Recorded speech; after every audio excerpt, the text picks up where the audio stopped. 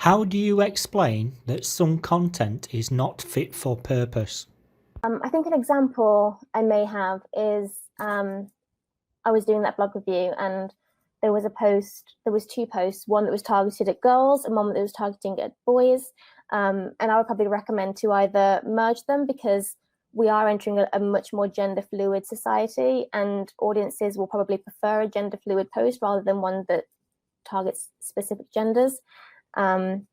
I think if you want to, I suppose, approach with kindness, I guess, maybe recommend experimenting with a different version of the post and see how that performs, then hopefully the data will speak for you. And I think if you build a relationship on honesty, then at some point your clients will start to trust your opinion. So you won't hopefully have to prove and prove and prove. You can just say, in my experience, I don't think we should do it this way. And hopefully they'll take that on board. Sometimes they won't, and they'll make you do it anyway. And then hopefully the data reflects that maybe that wasn't the right approach, and then you can sort of pivot again. So